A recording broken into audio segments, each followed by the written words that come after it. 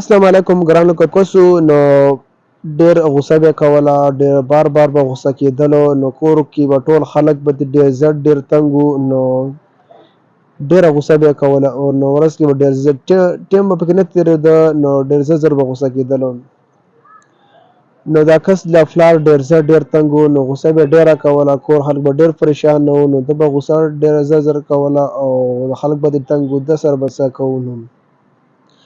نو دا کس له غوسه تللی ده او بیا پلار ته ویلي پلار ته ولې خفه یې؟ نو هغه پلار ورته ویل زه تا ته خفه یم، دا ته څه کوې؟ نو ډېر زر خلک خو غوسه داسې نه کوي، خلک درله تنګ دي، کور کې د حالات ګډوډ کړی دی، نو هر څه ګډوډ کړي دي، نو ته دومره زر غوسه کېږي، ته ولې غوسه کېږې؟ نو هغه پلار هغه وخت کې غوسه د زوی له تللې وه، نو د پلار ته یې ویل زه تا سره دا واده کوم، نو ته به زه به نور نه غوسه کېږم، نه به زه غوسه نه کوم.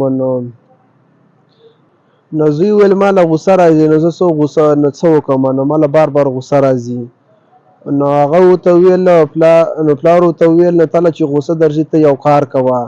نو هغه وویل زه به څه کار کوم؟ چې هغه ورته وویل ته به میخونه راوړي او 30 میخې راوړي دي، نو دا به چې یو د غوسه درتله دا دیوال کې به یو میخ ټاکوې، چې بیا غوسه تله بیا به دیوال کې دا میخ ټاکوې، نو ته به بل کار نه کوې، ته به دا کار کوې. هغه ویل صحیح نو بس هغه غوسه به راتله او دا میخ به یې دیوال کې ټاکوه، غوسه به راتله او میخ به یې دیوال کې ټاکوم.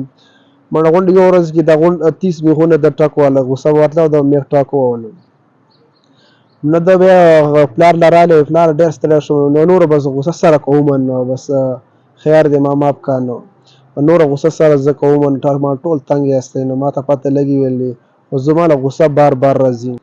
هغه ویل سمه ته غوسه نه کوې، خو یوه خبره زما ومنه، نو ته اوس به ولګه او د دیوال کې د کوم میخونه ټاکولې دا میخونه ته ټول بېرته راوباسه، نو زه به تا معاف کوم. هغه بیا لګیا شوی د میخونې 30 واړه میخونه یې راایستلي دي او بیا پلار خواله بیا راغلی، پلار ته یې ویل میخونه یې پلاره غونډ راویستله دا میخونه دي. د پلار زوی ته یې وویل دیوال څنګه شو؟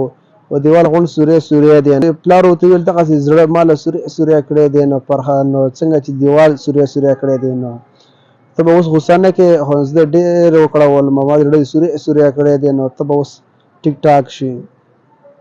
نو دوی کې دا غټ پیغام و، ځکه چې یو پلارونه ازار مالې غوسې مه کوئ، نو پلار ته ډېر درد پروت و، نو ځکه چې یو پلار زړه ازار کړي، نو هغه وایي زما زړه سوری کړو، نو کوشش کوئ خپل پلارانو، میندو، ورونه، ترونه ټول ازار مالئ، چا زړه ته نقصان مه رسوئ، ته بیا هم ټیک ټاک شي، خو زخم به په زړه کې وي. نو ډېره کوشش کوئ چا زړه مه ازاروئ، څوک خفه کوئ مه، او د ویډیو کتلو ډېره مهرباني کوي. ویډیو خوښ شي مخکې ملګرو سره هم لازمي شریک کړئ. والسلام.